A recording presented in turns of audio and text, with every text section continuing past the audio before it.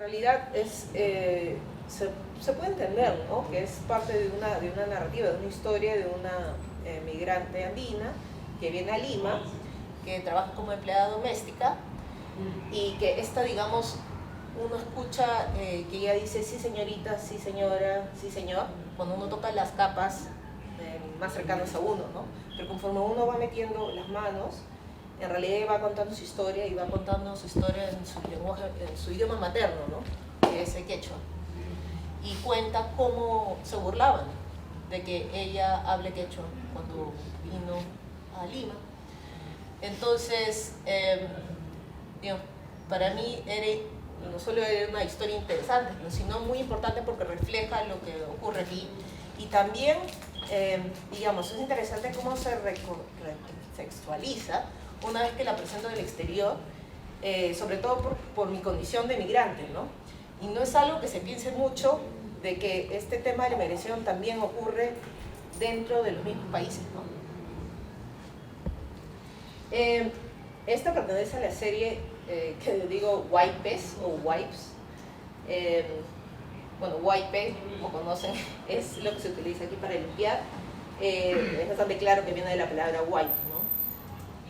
Y esto tiene que ver con la idea de utilizar el arte para limpiar la imagen institucional, ¿no?, por ejemplo, de los museos. Sheila Hicks, me imagino que la conocen, si no la conocen, es una artista textil bastante, bueno, tiene una obra muy hermosa, ¿no?, y muy rica.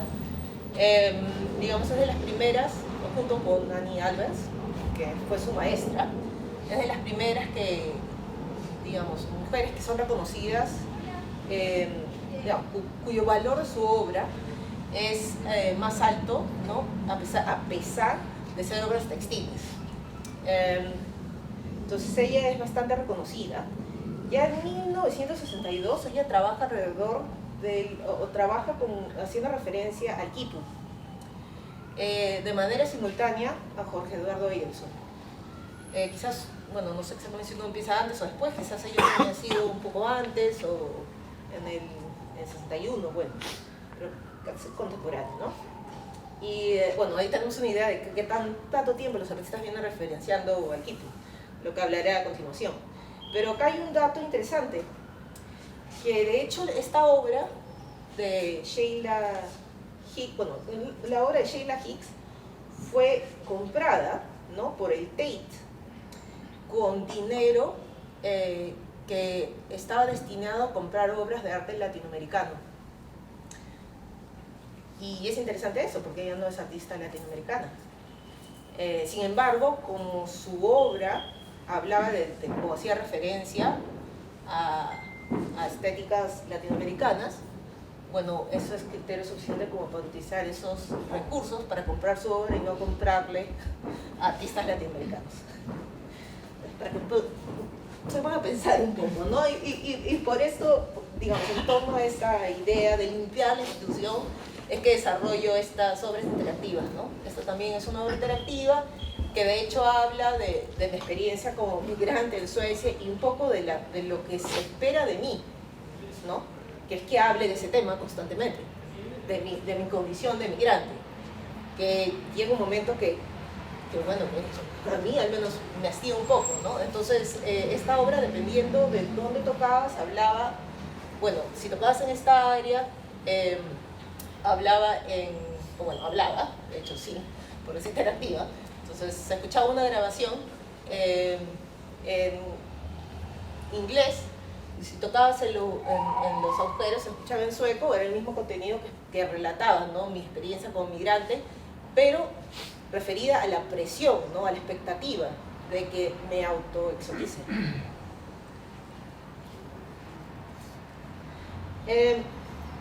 Un poco hablando más sobre la historia del quipu. Bueno, no sé si para quienes conozcan mi obra, escribí un manifiesto que habla sobre esta historia del quipu y cómo se ha venido utilizando en realidad desde este quipu que hizo Elena Iscue, es decir, ya como más de 100 años, que vendría a ser una historia negada por la historia oficial del arte. Son tantas las obras, como van a ver, quizás en otras charlas hablaremos de esto, no estando tanto, que somos muchos artistas que referencian al equipo, sin embargo no se presenta como una totalidad, siempre salen de estos artistas como separados, ¿no? Entonces, por ejemplo, Cecilia Vicuña es muy conocida, entonces no se conoce tanto a Jorge Eduardo Eidelson, no se reconoce tanto a Sheila Hicks como que ha referenciado también al equipo en su obra, y vemos que todo esto refleja una narrativa que tiene que ver mucho con el mercado del arte, ¿no? Elena Iscue pertenece a esta corriente que se conoce como el indigenismo, ¿no? Que es una corriente que, digamos, que tomó mucha fuerza en nuestro país y que, digamos, que también que ha sido criticada, ¿no? Por, digamos, construir una imagen de los habitantes de los Andes muy idealizada, ¿no? Y tener como un acercamiento paternalista. Sin embargo, es la primera corriente de arte que revaloriza también estas tradiciones culturales, ¿no? Y ahora, hablando de los términos que utilicé para presentar esta charla, ¿no? Transdisciplinario. Ya metiéndonos un poco más el tema de los quipus, después verán un video, ¿no? Que está relacionado a mi investigación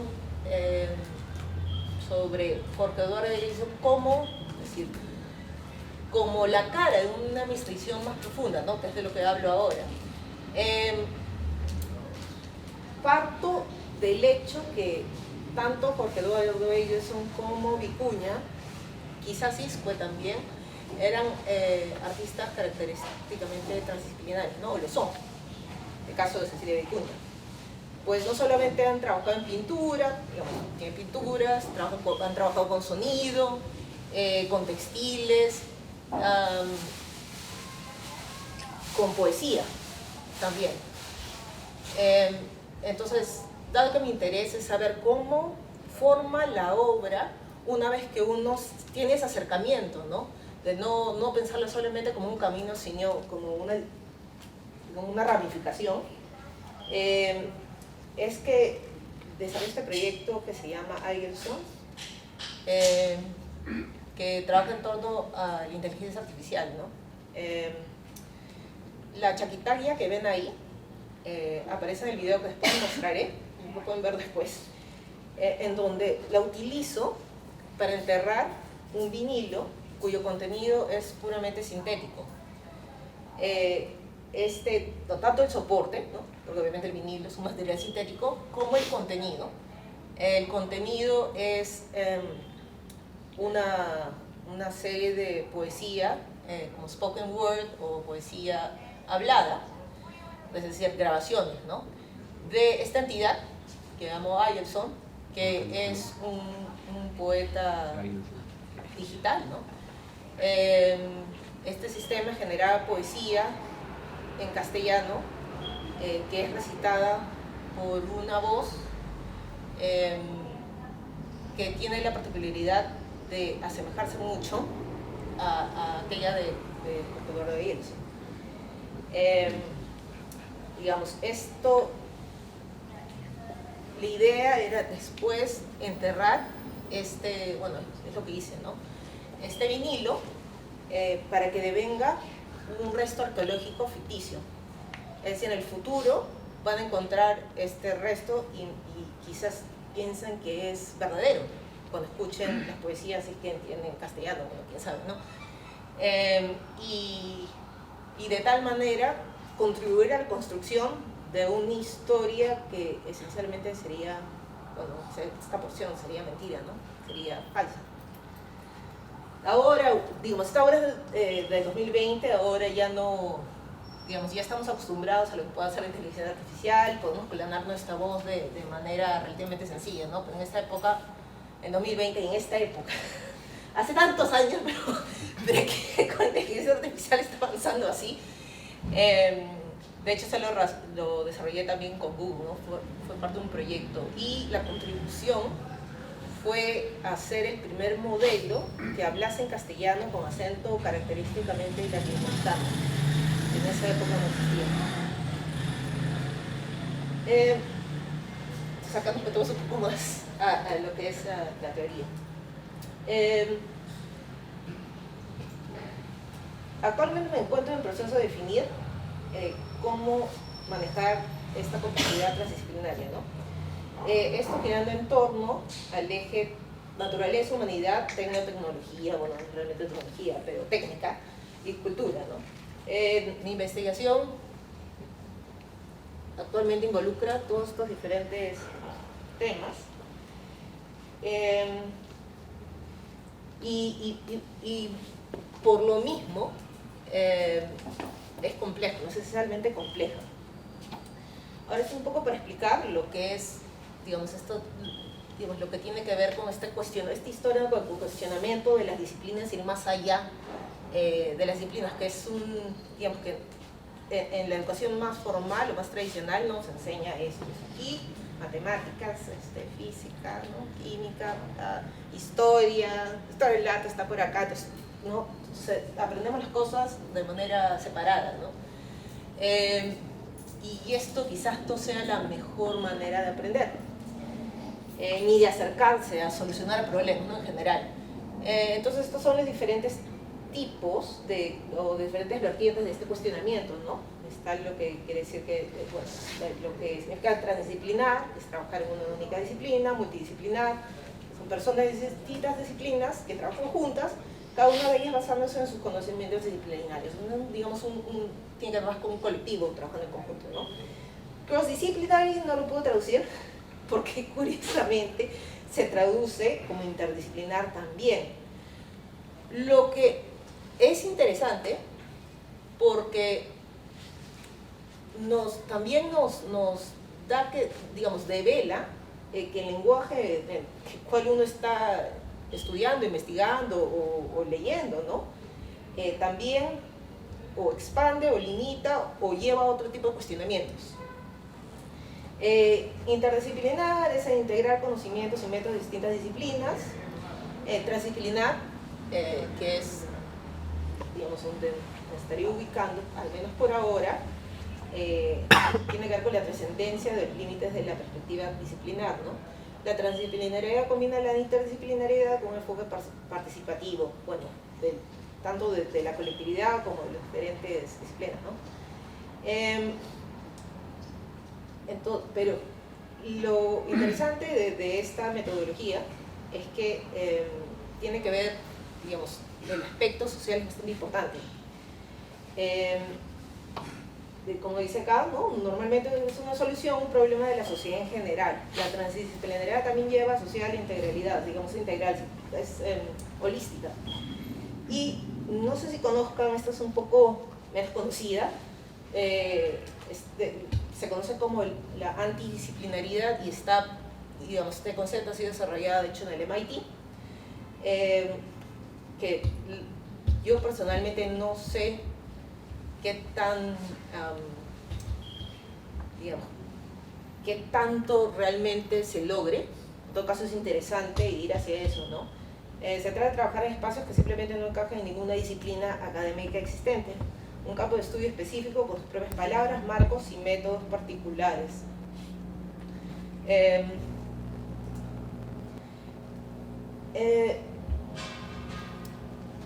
Esto tiene que ver con influencias tempranas, ¿no? No sé si ustedes conocen a Edgar Morin. Bueno, es interesante porque bueno, su filosofía, ¿no? Que se podría llamar también antropología, digamos, también no es que encaje solamente en una disciplina, ¿no? Sino en varias. No es tan conocida, por ejemplo, en Europa o en Estados Unidos, pero sí bastante en Latinoamérica. Lo cual es interesante, ¿no? Cuando uno piensa si quizás lo que él está proponiendo por alguna razón nos resuena a nosotros, ¿no? Que es esta idea del pensamiento complejo. Nuevamente, esto no es algo nuevo, ¿no? Esto yo diría que es algo que a mí personalmente me tocó mucho quizás a inicios, mediados del 2000, ¿no? Que recién ahora veo cómo se ha manifestado en mi obra, ¿no? Y cómo está relacionado también al tema que trabajo actualmente, ¿no? Entonces, lo interesante aquí sería cómo él trata de conducir un modo de construcción de conocimiento como proceso biológico, cerebral, espiritual, lógico, lingüístico, cultural, social, histórico, etcétera, etcétera. Y cuando uno lee el método, en realidad, es algo que a mí me gusta mucho, ¿no? Tiene como una fijación en utilizar prefijos, ¿no? Como auto, eco, organización, y va añadiendo prefijos para poder ir más, digamos, para poder realzar esta transdisciplinaridad en un solo término. Es interesante de esto, de lo que él propone también, ¿no? Complejo significa complexos, es decir, entretejido, y según Edgar Morin, esto implica que ningún conocimiento se produce por sí mismo, ya que el hecho mismo de generar conocimiento implica la incubación de múltiples redes de conocimiento, que en consonancia con el funcionamiento que permiten el pensamiento y el lenguaje, además añade la necesidad de ecologizar el pensamiento, es decir, mantener la conciencia ambiental, los controles pedagógicos relacionales y elementos de solidaridad global con los ecosistemas, ya que la humanidad, por eso, muestra comportamientos autodestructivos y paradójicamente, a mayor el desarrollo científico, mayores son las posibilidades de autodestrucción a gran escala. No sé si ustedes están de acuerdo con eso, pero parece, por lo caliente que está este mes, que tiene razón. Y ahora a la parte final de la charla, ¿no? Que tiene que ver con la autoorganización. Esto pasó hace unos días y me pareció interesante. Pero cuando proponí, cuando estábamos compartiendo sobre esta charla y el evento de ahora, un investigador, según tengo entendido, un investigador español, escribe esto, ¿no? Que yo llegué tarde. Y bueno, está en su derecho a escribirlo, ¿no? Pero finalmente, es tan curioso que me lo he escrito a mí, cuando justamente cuestiono esta idea, ¿no? De jerarquizar el conocimiento y de definirlo así como que, ok, yo estando en España, te digo a ti que estás en Sudamérica, que nosotros ya hicimos esto hasta el tiempo, o sea que estás un poco atrasada. Y esto tiene que ver con algo que habló Aníbal Quijano, ¿no? Que tiene que ver con la producción de conocimiento, cómo estamos produciendo conocimiento y cómo recepcionamos también ese conocimiento, ¿no? Que no es reconocido, como les decía anteriormente, en un ir y venir, ¿no? En un intercambio, sino se reconoce como que simplemente desde la hegemonía nosotros recibimos conocimiento, cuando esto no es así en absoluto, pero a la hegemonía le conviene esa narrativa, ¿no?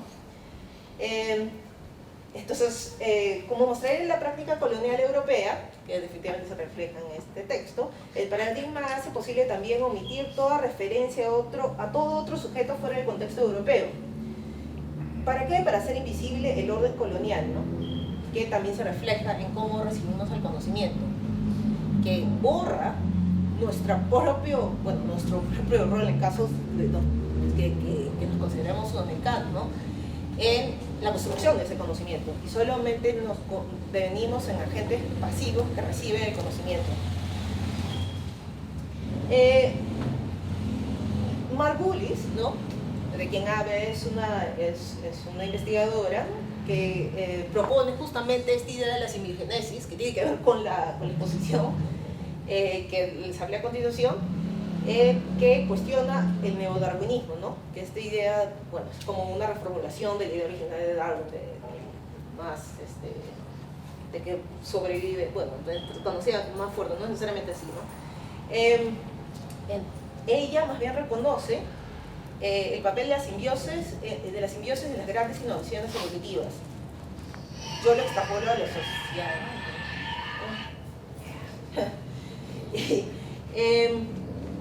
Y bueno, por ejemplo, ¿no? Y algo que él no reconoce, ¿no? Es esta idea de autopoiesis, y cómo también la autopoiesis se Se trata de un método de observación social y significa la capacidad de producirse a sí mismo, o también es la condición de existencia de los seres vivos de la continua autoproducción de sí mismos. Y después esto también se toma, ¿no?, desde las ciencias sociales para explicar cómo se organizan las sociedades, ¿no? Que tiene que ver con la autoorganización, que es un concepto nuevamente que se origina en las ciencias de sistemas, pero sin embargo lo utilizamos mucho quizás antes también en lo referente a lo social, ¿no?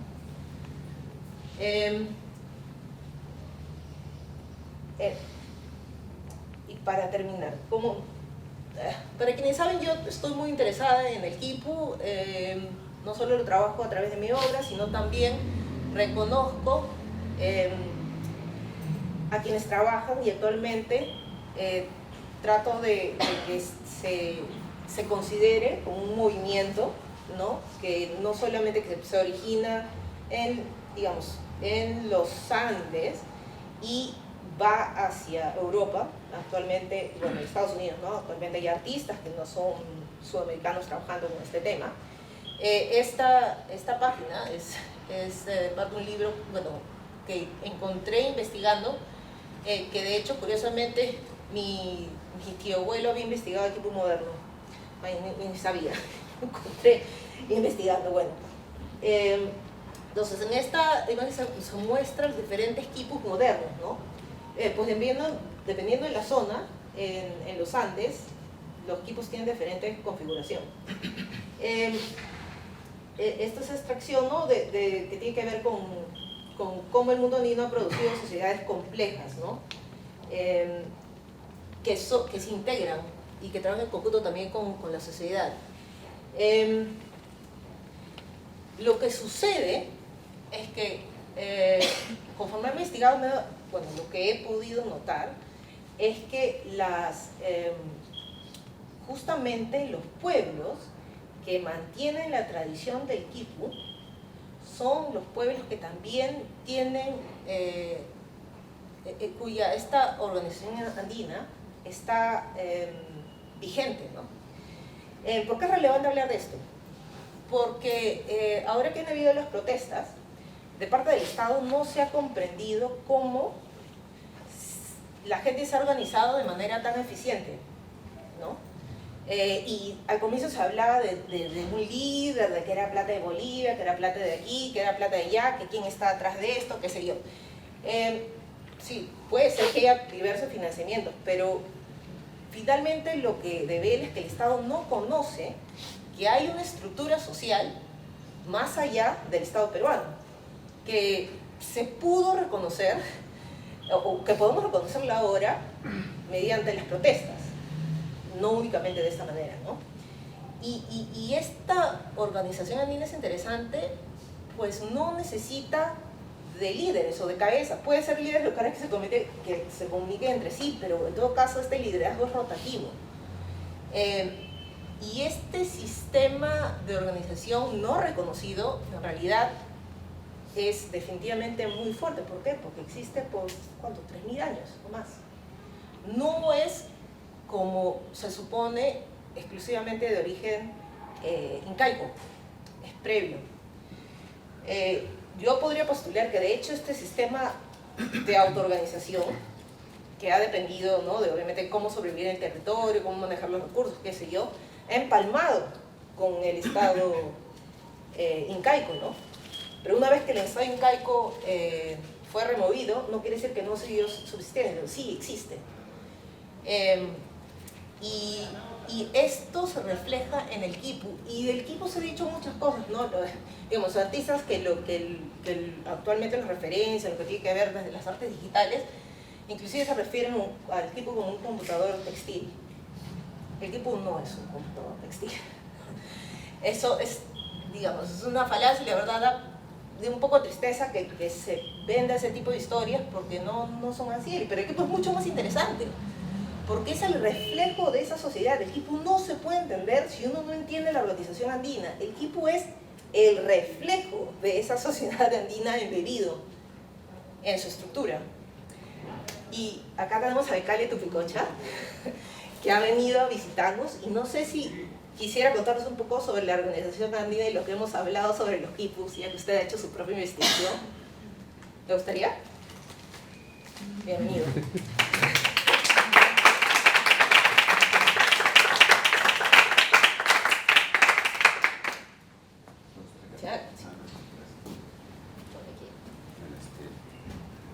Todo gracias, Paola, por invitarme a esta reunión. Gracias a todos los presentes, a todos los amigos de Barranco. Ahora,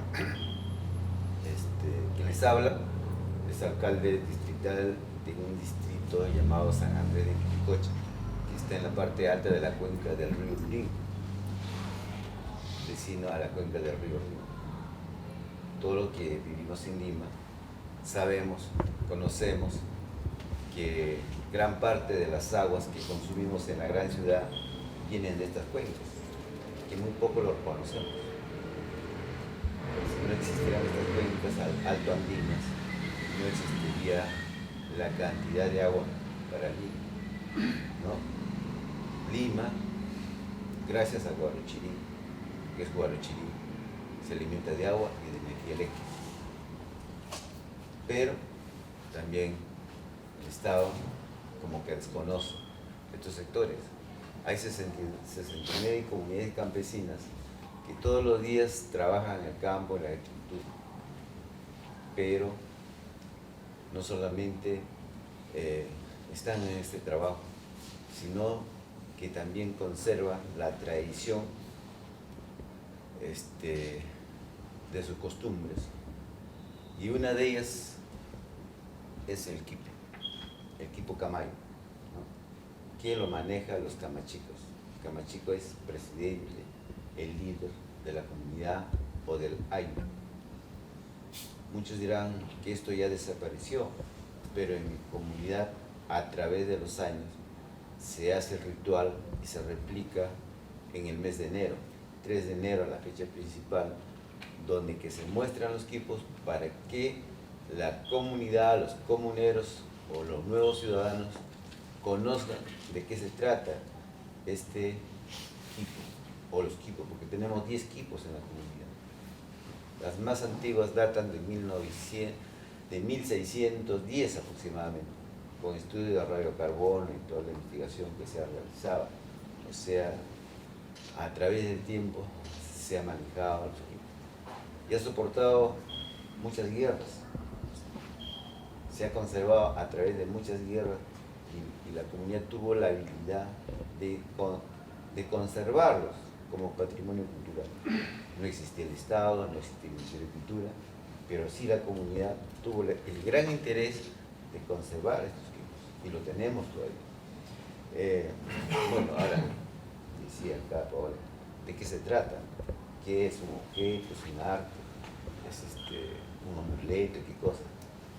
Pero para nosotros, para la comunidad, es la representación de autoridad, porque cualquiera del pueblo no utiliza equipo, sino solamente el camachico, el líder, ¿no? El presidente, lo recibe en una ceremonia. ¿Para qué? Para que este sea como un don, como un instrumento de mando. En otros pueblos del Perú reciben el barayó, pero en caso de Tupicocha reciben los quipos, los camachicos o los presidentes. Entonces hay toda una investigación en el pueblo y muchos se rompen la cabeza, ¿no? De qué se trata. Pero yo le decía a Paola, ¿no? Yo te puedo interpretar el quipo. El quipo aparece en la época pre-inca, no es inca, pre-inca, cuando todavía la población creía, adoraba a la mar, a la serpiente, cuando su dios era la serpiente.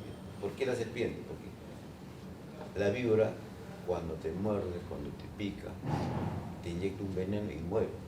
Entonces el poblador andino, el poblador de esa época, pensaba que era un ser divino, que era el dueño de la vida, te quitaba la vida, te llevaba de este mundo y se te llevaba a otro mundo. Entonces ahí aparece pues el dios Amar, mucho más antes de Guayayo Carhuinche y mucho más antes del Paricaca, que eran los dioses tutelares cuenta, ¿no? Ustedes igualmente son investigadores, son estudiosos, y saben más que yo quizás en este tema. Pero el Pariacaca derrota a Huayayo y ahí también derrotan a la Amaro. Y todas estas representaciones, escrituras, están en el manuscrito de Guarochirí, pero muy poco lo conocen en el campo. Como yo le decía ayer al Taylor, que fue un investigador francés, y era, en Guarochirí está el Amaro, la serpiente está ahí en un cerro, pero no está en el cerro. El manuscrito dice en un lugar, pero eso está en otro lugar, porque la persona que hacía la información no daba la información correcta, pues, con la finalidad de conservar sus patrimonios, como te acostumbras, le ponía en otro lugar. O sea, muchas informaciones, si bien es cierto, están relacionadas a un contexto antiguo, pero que a veces no indicaban el lugar, con la finalidad que los colonizadores no destruyan esta cultura. Porque si nos basamos, ¿por qué se hizo el manuscrito? Porque había el cura, el evangelizador, que buscaba los datos o las datas para poder destruir todos los rituales que se hacían en la época. Entonces, hay muchos rituales, gracias a Dios, en mi pueblo se conservan. Yo gustosamente estoy para invitarlos, para que nos visiten, quizás un 3 de enero, porque todo es una ceremonia de la Guairona, todo es una disciplina, que no viene pues de la cultura occidental, sino que es nuestra cultura viva, andina, que gracias a Dios se conserva, y es una de las pocas comunidades que hoy día es uno de los líderes en siembra y cosecha del agua. El agua que se capta de las lluvias se almacena en lagunas, se almacena en reservorios y se utiliza con nuevas técnicas para la producción agrícola. Entonces tuvo una revolución en el campo andino sobre el manejo del agua, que es importantísimo. Si no hay agua, no hay vida. Entonces, de eso se trata, y la organización comunal está basada en los equipos. Respetamos mucho esto y los presidentes lo respetan. Es un mandato durante el año. Todo lo que tiene que hacer es realizar el presidente y su junta comunal a favor de la colectividad. Podría hablar muchas cosas, pero yo sé que les voy a cansar. Muchísimas gracias. Cualquier cosa estoy para contestarlo, si es posible. No sé si hay alguna pregunta, me permite. Gracias. Gracias. Una pregunta, señor. ¿Los quipus se pueden leer? Se puede interpretar, ¿no? ¿Cómo se interpreta? Bueno, hay que abrir el quipu. O sea, el quipu, mira, si tú ves aquí quipu, ya, allá se maneja y se cuida el quipu, como se enrolla la serpiente, la víbora. ¿Conocen la víbora? Muchos conocen. Se enrolla y esta es la cabeza.